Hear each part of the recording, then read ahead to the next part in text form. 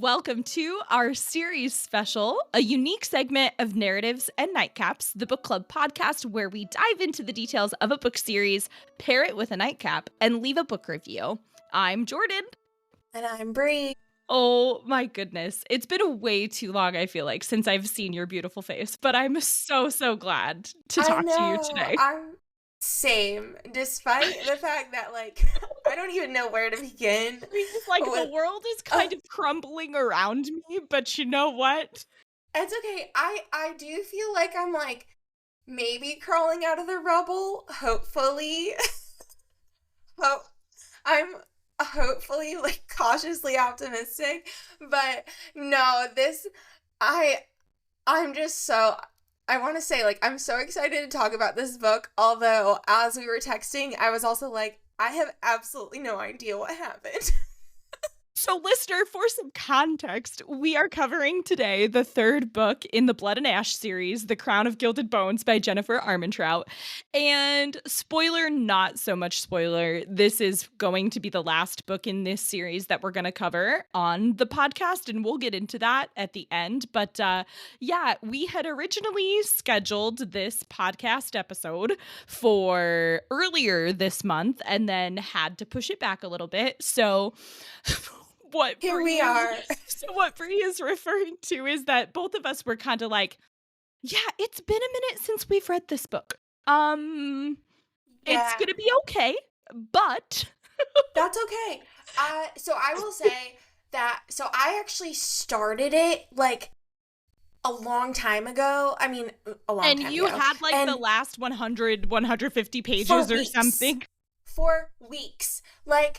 So we're going to get into it, but cliffhanger at the end of book 2, I couldn't wait to jump into book 3. And I don't want to spoil my thoughts yet. I know we're getting there. But yes, I read until the last 100 pages. And then I set that thing aside for what feels like an eternity. And then I just picked it back. I was like, okay, you've got to finish this because you're talking about it with Jordan. You have to finish this book. And so I did. So I did finish it rather recently, but in terms of the amount of time it actually took me to read it from start to finish, it was substantial. Well, and let's not forget about the fact that these series, especially when you're talking about fantasy, and I can't remember how much we've alluded to as we've talked about the series, but there's so much detail involved too that you're like, oh, okay, yeah. There's just a lot to remember, a lot to unpack and uncover. So, yes. My gosh, I feel you. We are going to get into it. This is insane. We are. But before we do that, although she's not here with us, well, she is in spirit, yes. And she'll be back, but Emily welcomed a beautiful baby boy into this world. So yes. She has read this. She finished it, I think, a while ago, and she has a wonderful pairing for us. She does. So in honor of you today, Miss Emily, we are drinking Rabbit Out of the Hat. It is a Sauv Blanc, 2022 Sauv Blanc. Let me read some of Emily's notes. She said, in the third installment of this series, it seems like Poppy and Cass have been tasked to pull a rabbit out of the hat to accomplish their goals, navigate their new roles as king and queen of Atlantia, convince Nyktos and the guards to fight with them, free both of their brothers, and continue to learn the truth about Atlantia, the Blood Crown, Poppy, etc. No pressure. So this crisp, enticing Sauv Blanc is the perfect pairing to the high-stakes adventure ahead. Not to mention, this Australian wine is fruit-forward with strong notes of honeydew. That's what I was sensing. My gosh, that was driving me crazy. Listen, Emily, we love you so much because you are the genius at this. I can't pick these things out to save my life. So... Notes of honeydew, the best pairing for Poppy and Cass's relationship in this book. And cheers, my friend, to you. Cheers. Actually drinking with you this time. I know. I'm so happy to see that and to feel that. It's not like I'm drinking before 11 a.m. over here in Arizona. It's fine. It's fine. It's totally all fine. Good. Totally. It's It's a Well, Saturday. Like we're just we're having fun. we are. Um, Normally we would go over some highs and lows between recordings. I would love to do that, but you know what? For the sake of the book and the sake of our time today, I'm just going to dive into the summary. And then when we go into next month and we go into our next series, we'll bring back the kind of personal highs and lows. How does that sound? I'm totally good with that. So we've got The Crown of Gilded Bones by Jennifer Armentrout. Here is the setup. She's been the victim and the survivor. Poppy never dreamed she would find the love she's found with Prince Castile. She wants to revel in their happiness, but first they must free his brother and find hers. It's a dangerous mission and one with far-reaching consequences neither dreamed of. Because Poppy is the chosen, the blessed, the true ruler of Atlantia. She carries the blood of the king of the gods within her. By right, the crown and the kingdom are hers. Poppy has only ever wanted to control her own life, not the lives of others.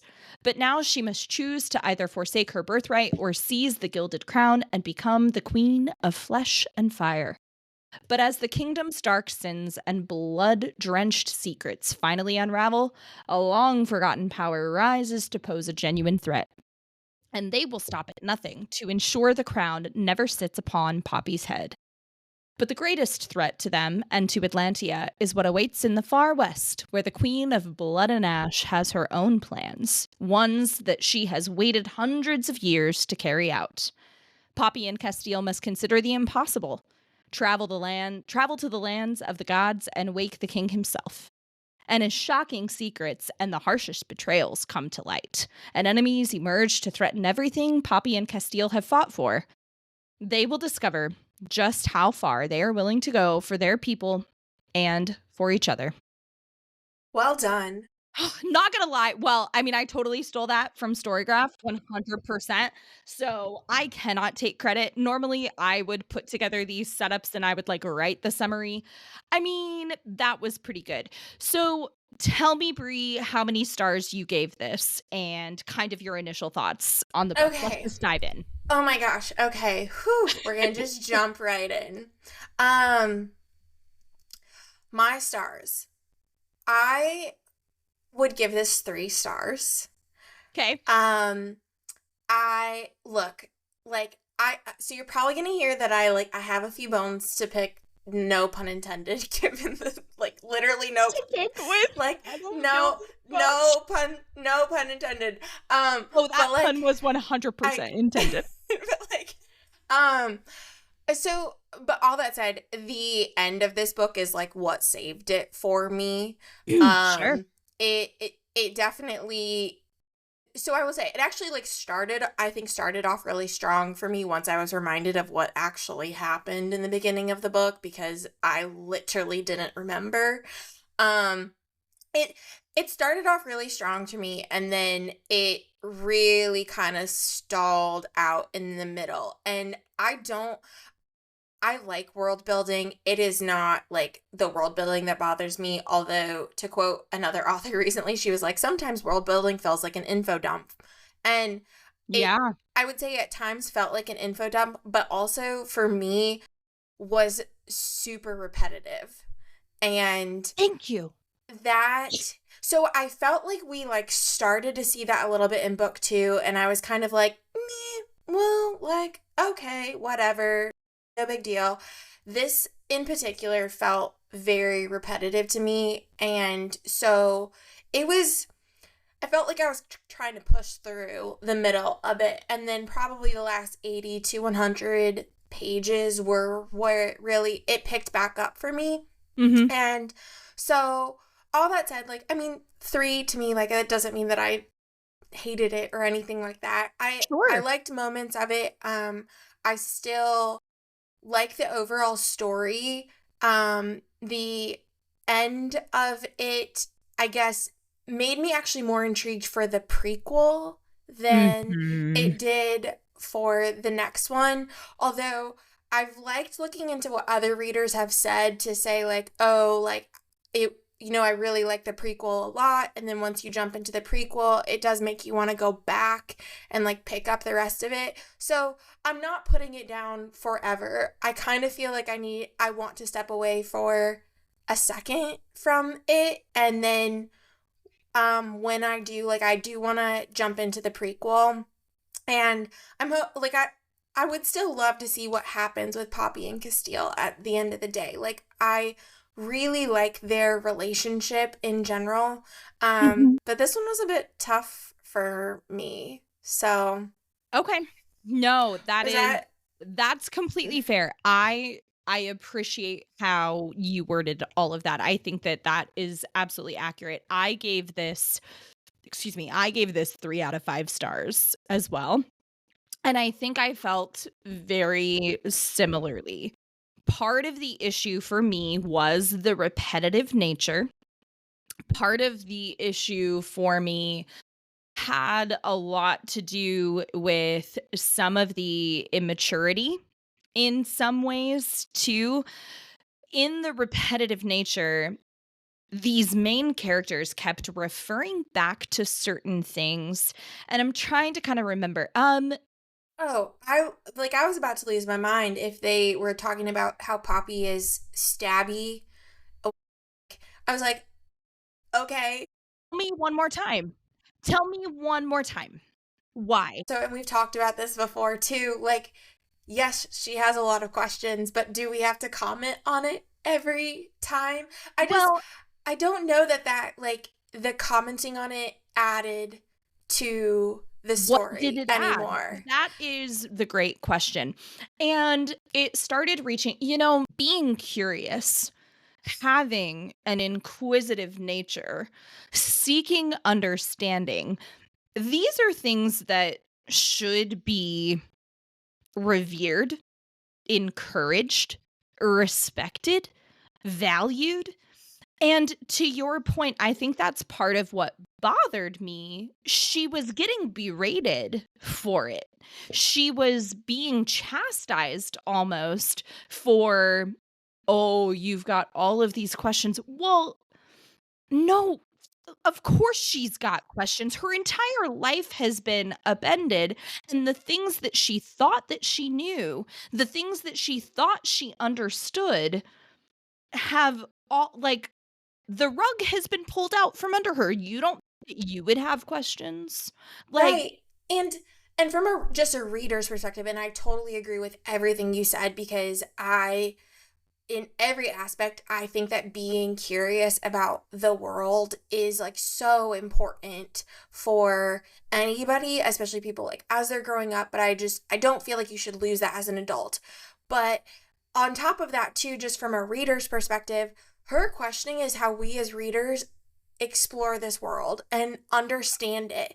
And I mhm. feel like that is diminished and that it's taken away a little bit when it's just constantly commented on and her questions are questioned. Um, Well, and then when you've got these characters that we're supposed to love, we're supposed to be building a bond, a connection with, and they're getting annoyed. Oh, sigh. Like, here's Poppy with another question.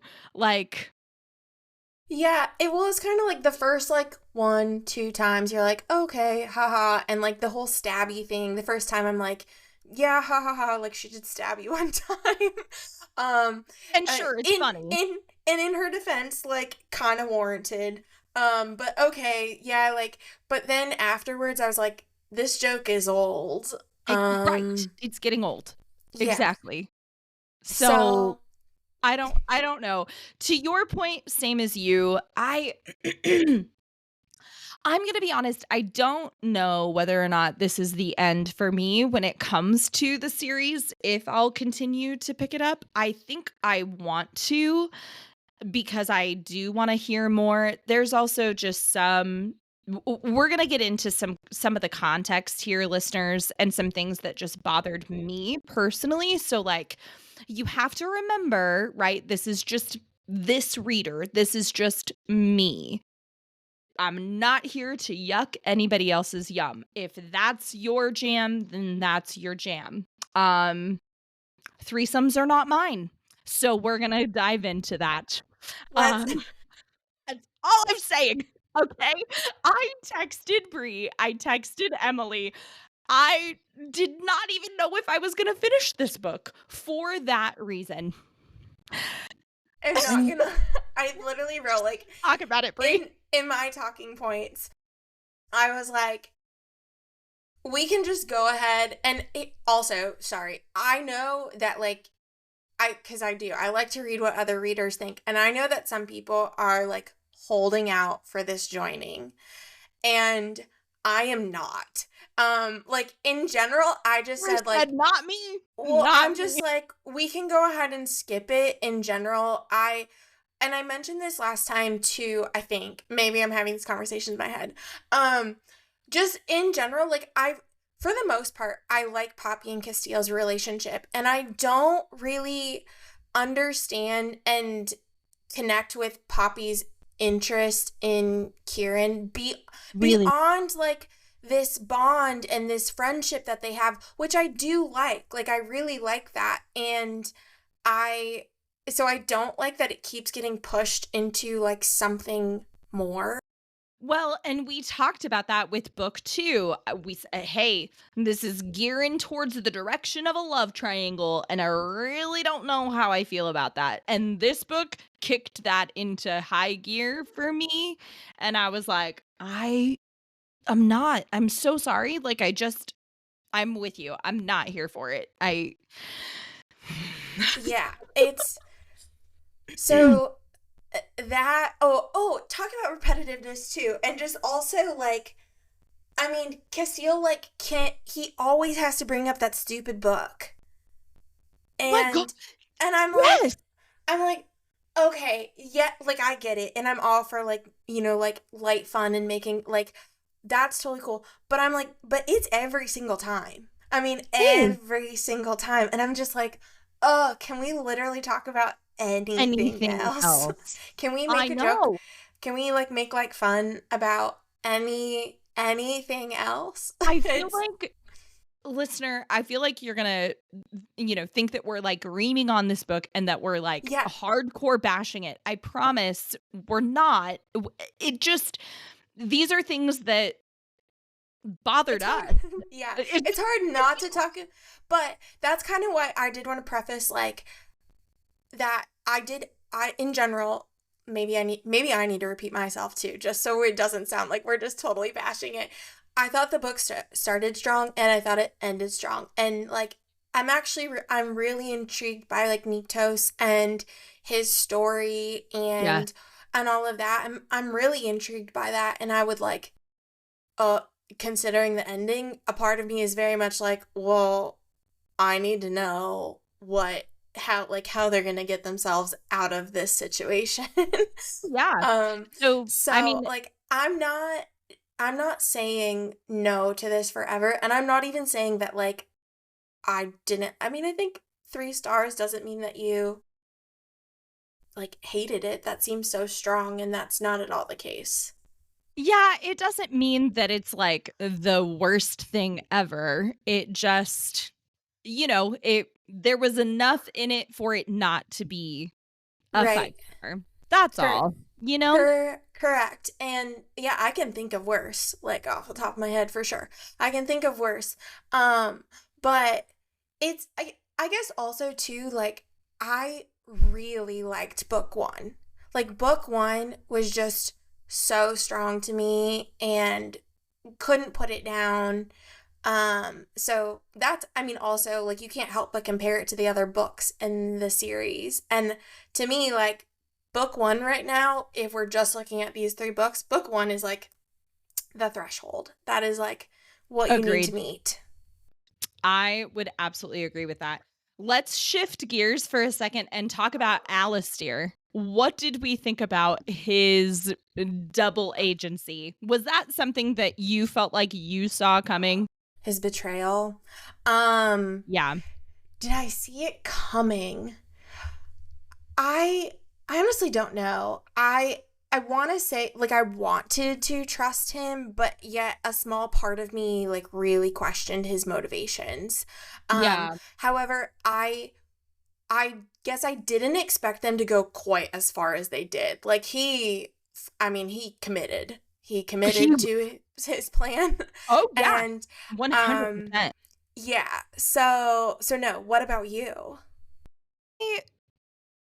I feel like it was a pretty good setup for the betrayal. I think was it Emily that had kind of alluded to it or that had, like, talked about it book 1 or book 2, I where think we so. had said, like, "Yeah, we gotta watch him Yeah. because I just don't know."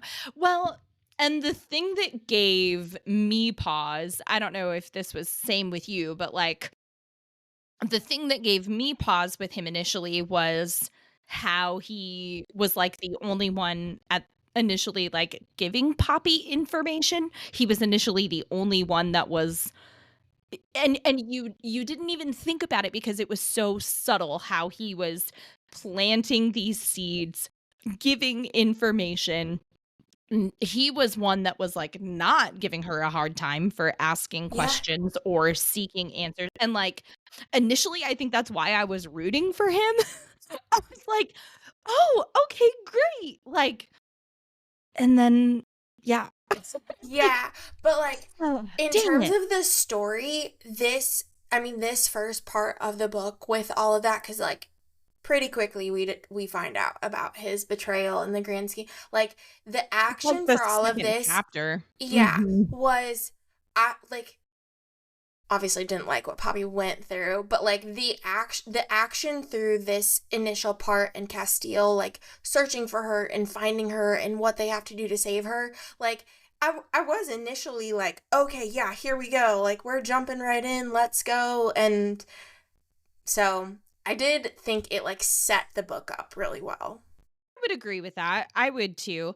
And what's cool is how it's set up because also too, listener, the one thing that did maintain or like help bump this book up to 3 stars for me was witnessing and experiencing Poppy's like development of her power Yeah. in a lot of ways and like her learning a lot about that and figuring that out and even like I wrote a note too just to talk about like the line of ascension, the line of dissension, like this whole idea behind like okay, what is Poppy's lineage and how do we figure all of that out, and I think we'll get into that a little bit as we talk a little bit more, but yeah, I wrote down too, I admire Alistair's double agency. He did it well and worked with the Ascended, basically, like, staging this whole coup Yeah. against Poppy and Castile, which it was like,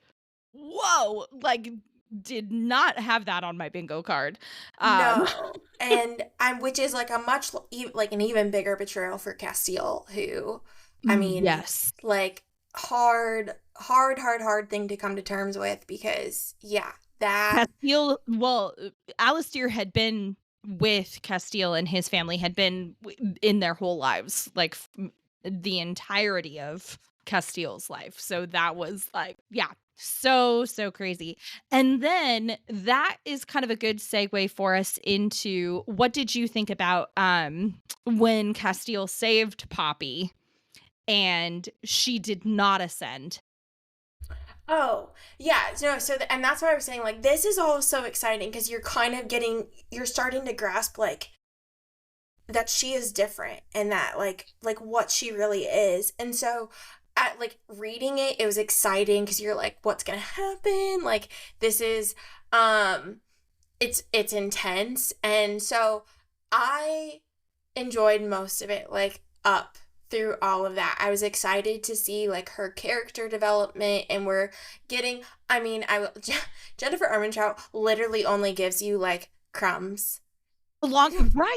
Along the way. Yep, little itty bitty crumbs. Like, and if you're not paying attention, or Little you, morsels. yep, and if you if you skip, you're gonna miss something because she just gives you like itty bitty pieces along the way. Very true. So No, so I like that it was like definitely a bigger moment for Poppy in like what she really is and what she's becoming. Mhm. So, yeah, what did you think? So that probably affirmed for me. So when we reached that point where like so to give you context, listener, if you like haven't read along with us or whatever, basically after Alistair stages his coup and whatnot, and then Castile has to save Poppy's life. She feeds from him, and they're afraid that like And if this she is reaches a point hugely where frowned she upon. yes, but also they're afraid that if she feeds upon him too much, then she'll ascend and she'll become a vampire, blah, blah, blah, all of these things. And so when she doesn't, I think that that did affirm for me. I was like, that was when I started thinking, oh, okay, she's one of the gods. Yeah. As soon as like that came into play and and they're all like super shocked, right? Like, my Yeah. God, like I also, but like I did kind of how I was saying, like I do like Poppy and Castiel's relationship, and like this moment where he was like, I don't care. Like I will mm, literally do anything yep, for her. I don't care what the risk is. Like if she becomes a vampire, we'll manage. We will we'll figure it figure it out. out. But like I'm not letting this happen. And I was just like, yes, protect her. Get it. That's I did like I love that about just, and they feel that way about each other. So like I do really love like their full on commitment despite the fact that they have not known each other that long. Like they are No. 100% committed. And so I also, despite how intense that moment is like for their relationship, I also really liked it. But I mean, it's frowned upon because what's his name also did that with his mistress. Oh my And gosh. And yeah, now I'm blanking on that name. well, I blank on it because it's too similar to Castiel's brother. Doesn't it also start with an Malik. M? And there's Malik and Malik. Yes, there's Malik and Malik, and he's Malik. Who's who? I'm pretty sure he's I don't know who's who. Shoot, I'm pretty sure. I feel relatively confident in that statement. There to put a percentage to that level of Yeah, I'm like 87.8% sure that he's Malik. And Malik, you cannot remember. I'm like I feel good about that. That's fine. That's totally fine. It's good. But that's another reason that like everybody is so cautious is because Malik did this with his mistress. Yes. And if I'm recalling correctly, it is very much assumed that she became a vampire. Correct. That's how I remember it. At this point in the story, it is Right. assumed she Right. became. To our knowledge, as far as what we know. There was a point though too, like as all of this was happening, I I wrote down a note. I was like, they really haven't been able to figure out like what Poppy is or like her lineage. Maybe I'm just being too judgmental, but I was like, come on, like you haven't been able to figure it out yet. To that point, I'm bringing that back to your point about like Jennifer Armentrout like leaving these like breadcrumbs of like there's just these like tiny little pieces. Oh, I mean, on that note, and like talking about her lineage and everything, like the fact that we still don't have the absolute full story of what happened with her mother and her father, like the night that which we do get more about that, but we still don't have like the full events of that in particular night. And Yeah. it's driving me crazy. Is that part of like motivation for you to keep reading? Would you say? A little bit. Like I'm just like, goodness, can we know? Like, can Poppy like flashback? Can part of her powers be like that she remembers that in detail? Well, And so that begs the question too, because like my curiosity lies in so there's the Blood and Ash series, right? And then there's the prequel Flesh and Fire series.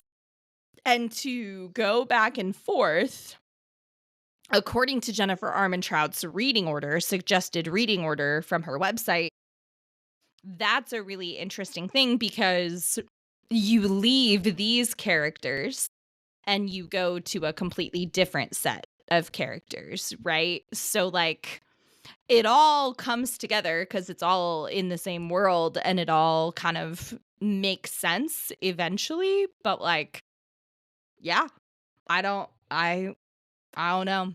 There's lots of characters and there's lots of world building, and it is very interesting to me. I, like, even wrote down, again, just looking back at some of my notes, I'm like, "Who is this person? And who is that person?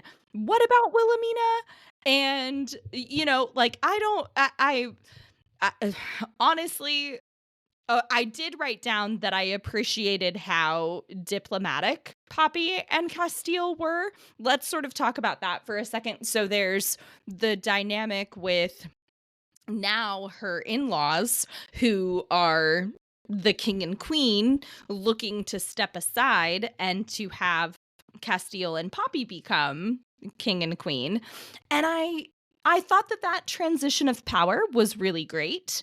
I liked that a lot. There was obviously some tension and some friction there a little bit, but once they all got past that, I thought that was really neat. I liked that dynamic a lot.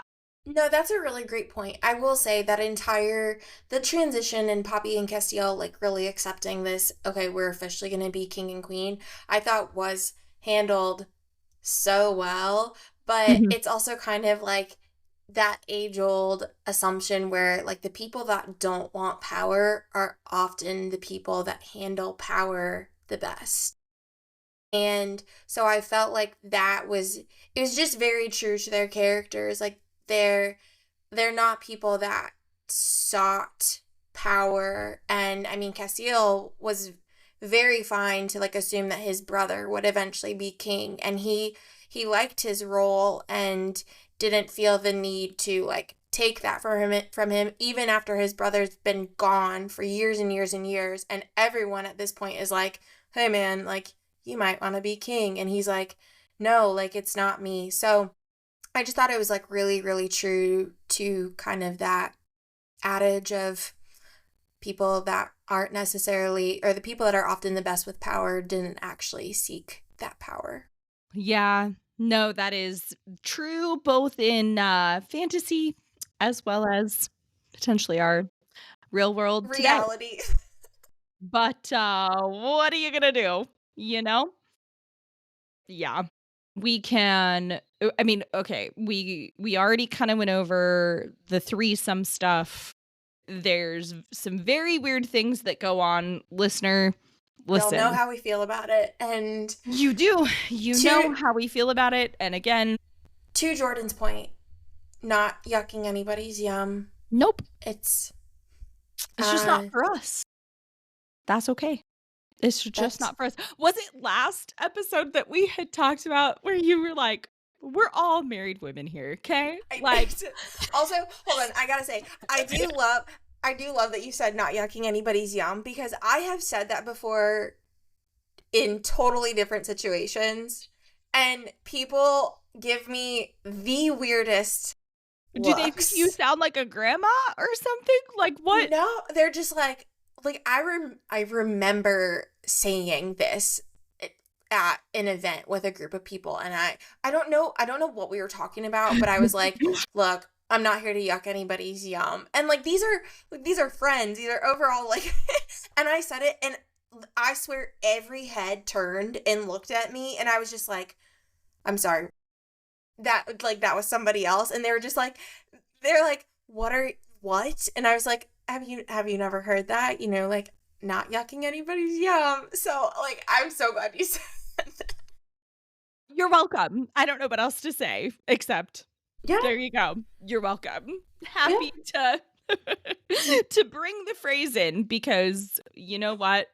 It is what it is, and That'll be our for caption some when we share a clip for this. Be like, we're not here to yuck anybody's yum. exactly, exactly. No. It is what it is. Anyway, so Okay, yes. So come to find out too, we're actually kind of wrapping through this rather quickly. Let's bring in the sibling dynamic for a second and kind of talk about Castile's brother and also Ian, Poppy's brother, because we do eventually figure out a little bit more about him. Well, we figure out a little bit about both of them. Um, I I don't know. What did you think? How did you feel? Let's It's a start with loaded Ian. question. I know, it's such a loaded I'm question. like, Let's where do you want let's me to go? let's start with Also, Ian. okay, and also, side note, a huge part of me is like very worried that you're gonna ask a question and I'm gonna be like, I don't actually recall like any of that. We're So, going with it. It's fine. okay, Ian, am I talking about everything? Can I talk even about the Please. end? Okay, Yes. Yes, let's just dive so into it.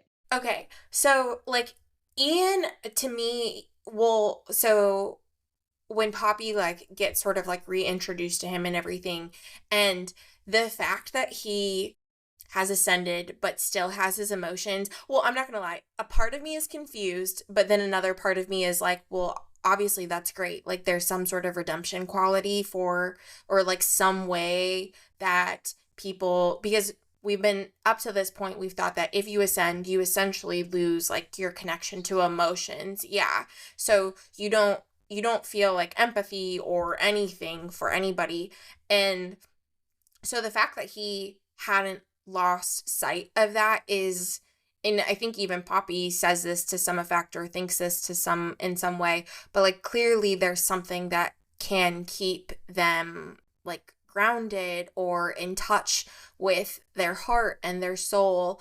But on the other hand, I was like, but how? And it Yeah. like, and I definitely, I mean, I didn't even trust it at first because I was like, is this a setup? Is he gone? Da da da.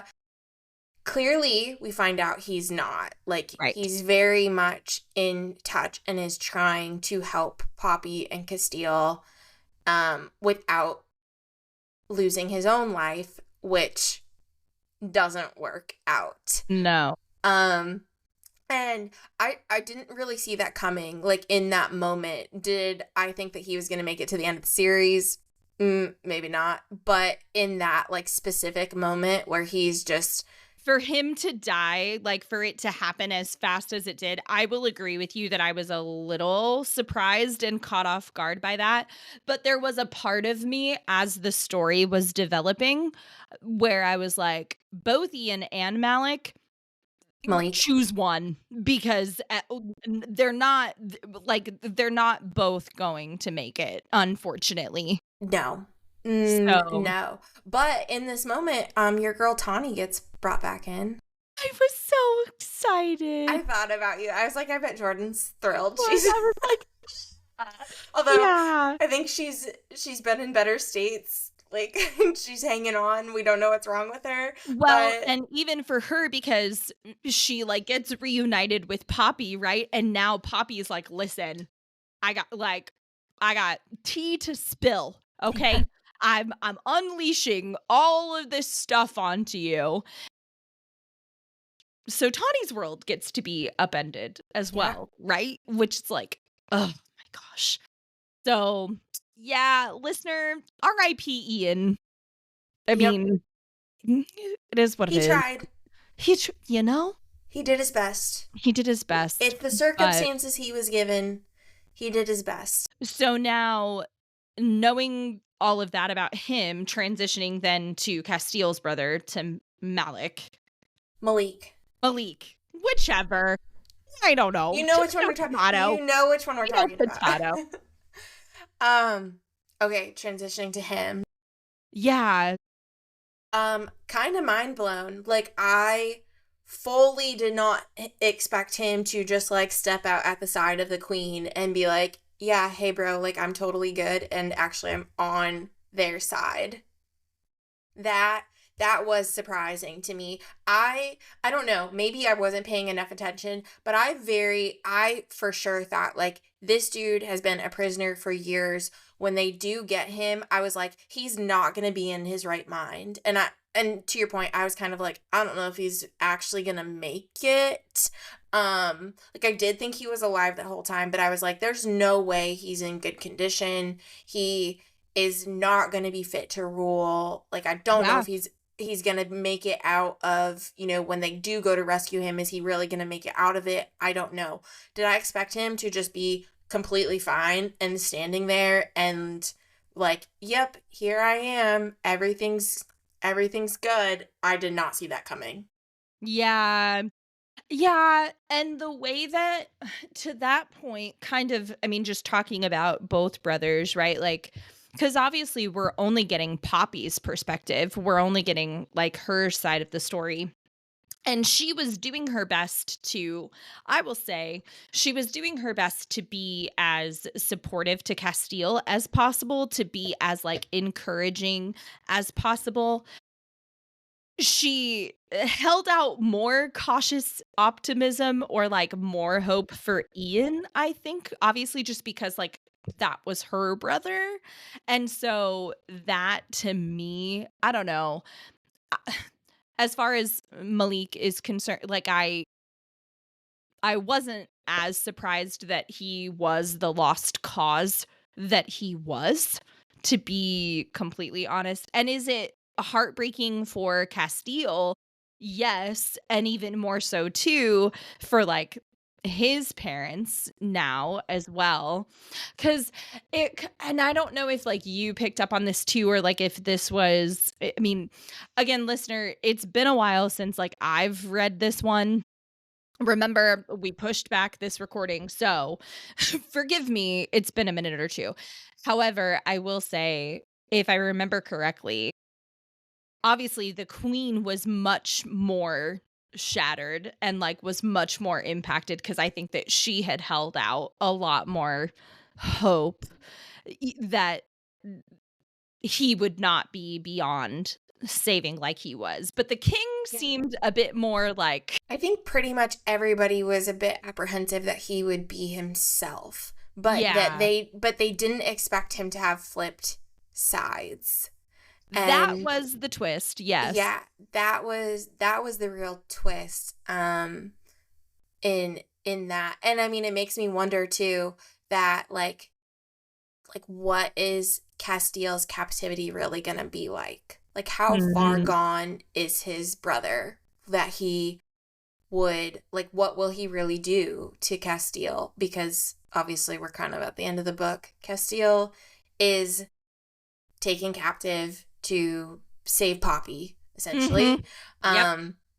And which I also think is like, I mean, partly I said it because they know that Poppy will come. Like they Sure. 100% know that with Castiel, like she will come. Mhm. But yeah, but it makes me question. I'm like, okay, you're gone. Like you seem far gone, but are you so far gone that you would torture your brother? And like, so I don't know. I am kind of curious as to like what happens with them. Yeah. Yeah. Yeah, so what Bree is obviously talking about too here, listener, essentially, we find out the queen who wants Atlantia, now I'm blanking on her name, Ileana. Ileana, but also Isbeth. Isbeth. That's right.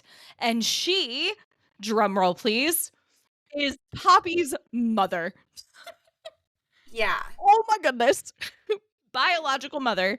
And now we are set up into essentially a war of two queens. Yup. And Yep. that is so if you look at Jennifer Armentrout's suggested reading order from Crown of Gilded Bones, you're supposed to go to the Flesh and Fire series, which is set in the same world but different time period. And then going back to the War of Two Queens at one point or another, which I think is setting up with Poppy and Isbeth, if I'm not mistaken. I have to double check and see what the reading order is. I But mean, that made the most sense to me, but yeah, I think so. If I'm recalling correctly, you if you follow the recommended reading order, you jump to actually prequel 1 and 2, and then you come Yes. back. And then you come back to the War of Two Queens. If I'm recalling correctly. Yeah. But no, I mean, essentially, I think it's pretty obvious, guaranteed, we could be wrong, but I would assume that the War of Two Queens is between Poppy and her mom. I know, yeah, I could check because it's on my shelf, but like, I will say this ending was pretty dang good. I'll read the last sentence because it's just so, I was like, dang. Okay, so she said, "This is Poppy. Make sure she knows that I am the chosen, the one who is blessed, and I carry the blood of the King of Gods in me. I am the Lisa to the Wolven, the second daughter, the true heir, owned the crowns of Atlantia and Solus. I am the queen of flesh and fire, and the gods' guards ride with me. Tell the Blood Queen to prepare for war." That ending is I was well like, done. Okay. Yes. I see you, Poppy. I see you. And that's what I'm talking about, is it was so hard to get there. And then all of a sudden we're in this like last 80 pages, and like you read that at the end and you're just like you knew it was coming, because you expect from these books that the last 100 pages are full of action. They're gonna they're gonna move forward. You know it's there, but those last few sentences, I was like, oh yeah, Poppy, own it. Like it. I know. So strong. Oh my gosh, I'm so excited. I honestly, yeah, I'll be honest. I mean, I probably will come back to this. Maybe not. I'm very torn. I'm gonna be honest. I'm very torn. Because I think it's the love triangle for me. It's the repetitiveness, kind of just rounding out to sort of close out our thoughts as we come to the end. Like it's worthwhile if like this is the type of stuff that you're into, because I mean, I've had girlfriends of mine, I've had fellow readers that have like read the entire series, both the Blood and Ash and the Flesh and Fire, and they loved it. They loved all of it. They thought that it was really, really great, and I reached out with some of my issues and what I was struggling with and whatnot, and they were like, yeah, you know what, that is completely valid and completely fair. If it's not for you, it's not for you. Reader, know thyself, as they say on the Currently Reading podcast. And it's important to know, like, if those are not your, if it's not your jam. So kind of coming to, I guess, predictions. We said at the beginning, book 1, when we started, I think all of us had agreed Poppy and Castile were endgame. Yeah, still, and that stands. But where do we think Kieran will land? Let's... If you had to guess at this point now. Okay. If I had to guess, this joining thing is going to happen despite... I feel like you had said that with book 2 when they started alluding more to it. Yeah. I feel like it's going to happen despite the fact that like I really like their friendship, and it like kind of bothers me that we have to push beyond them having this like really amazing friendship and bond. So I would predict that happens. A part of me doesn't feel like he makes it to the end. Really? Yeah. Like, okay. I don't know. And maybe that's just like going out on a limb. Like it's a part of me. And I minus the whole like joining stuff, I really like Kieran as a character. Like I like him. Oh no, same. I like that you're talking about that, because there's also some controversy around the bond that Castile and Kieran share. Sorry, just wanted to throw that in there to your point, because we didn't talk about that a whole lot, but that's interesting that you bring up the idea that he may not make it to the end of the series, or that like that would be your prediction. Because I remember like halfway through the book, remember how they like talked about how like Kieran and Castile's bond even was like this thin threaded line, if you will, at best. I don't know. Like, I do feel like if it happens, there's going to be like some sort of real purpose behind it. And I don't know what that would be. But a part of me does feel like he may not make it. I don't know. If that did happen, I think it would be at like the very, very end. It'd be closer. Yeah, Yeah. it would be closer to the end, sure. And I don't want to see that. I do like him as a character, and I think he like adds a really, really good element to the story overall. But other predictions. I mean, we have to find out what happened that night with her not real mom, and like somewhere in there we're gonna get a play-by-play of that evening. We keep getting stronger flashbacks embedded through the book as well, too, as Poppy's powers are developing. And I don't think that that's a coincidence either. Yeah. And I don't know. Do you have other predictions? I'm trying to think of, like, I'm not even trying to remember the book. So I was going to bring back, I mean, this is not like a big one. I mean, I'll bring back Tawny for a second. I would predict perhaps that she ends up playing a bigger part as like a sidekick. I would say that.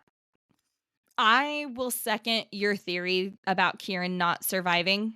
That feels pretty powerful, pretty strong to me, even if it was at the end or just closer to the end, perhaps. And overall, I'm going to end it on this that, just be careful who you trust. Because with all of like the betrayal and the double agency and all of those pieces of it too, I feel like we probably haven't seen the last of all of that as well. I agree with that for sure. That'd be my, I don't know. That would be my headcanon. And in terms of us, this is actually like, so we are pivoting to a new series like we talked about, but that actually makes sense timing wise. So if you've been reading along and you do want to follow the reading order, now makes sense to go ahead and flip to the prequel and dive into that. And we are going to head in a different direction. What are we going to do? Totally different direction. And I am super duper excited about it because next month, listeners, we are going to be bringing to you The Thursday Murder Club by Richard Osman. And I could not be more excited. This series has like 4 books in the series as of right now. There's going to be a 5th one coming out, but there's also a Netflix TV show that is coming out, an adaptation that I could not be more thrilled for because it has the beloved Dame Helen Mirren, and it's got Pierce Brosnan, Sir Ben Kingsley. It is going to be so much fun. What a cast. Oh my goodness. So, girl, you have no idea. I literally have been checking for updates to like, are there trailers? Is there a release date? Anything. I haven't seen anything just yet. But it's like, coming. But it's coming. It's coming and I'm super excited. So Brie, Megan, and Emily, the rest of the crew, like we all kind of agreed this would be a great direction to take the series segment of Narratives and Nightcaps, because if you haven't read this series, and I think I just shared, I mean, I've only read the first one, but like I had so much fun reading it and I cannot wait to like reread and then to discuss and finish the rest of the series as well. No, I love it. I'm so excited. And I mean, I'm glad that we like started the series. I'm excited to pivot and go in a different direction. And it's so true to like what this show started out as and has been, of like reading new genres and reading new authors. So like this is the first time I have not read The Thursday Murder Club. I haven't read anything by Richard Osman. So I'm super excited about that, and excited that it's kind of speaks to like everybody that's a part of this show. Absolutely. Yeah, I'm really looking forward to it. Good. Yeah, no, me too, for sure. And we look forward to obviously having Emily return as soon as she is ready. We're sending all of the love your way, Emily, as you are navigating now being a mama of 2, which is just I'm so excited for her and cannot wait to hear more about how things have been going. But yeah, until next time, listener, I would just say rate, review, subscribe, let us know if you have thoughts on this series. I mean, obviously, we do not shy away over here from Do being tell. completely honest. And you can have completely different thoughts. Those are Yes. welcome. Those are welcome. Absolutely. Those are welcome. We're not here to yuck anyone's yum at all. No. Yes. Be sure to also follow the podcast on Yes. Instagram in addition to following the show, and follow Jordan too. Yes, you can find me on Instagram at Cozy Reads and Sips, and we look forward to more content coming your way, listeners. So thanks so much for joining us, and Cheers. I'll see you next time, girl. Cheers. Cheers.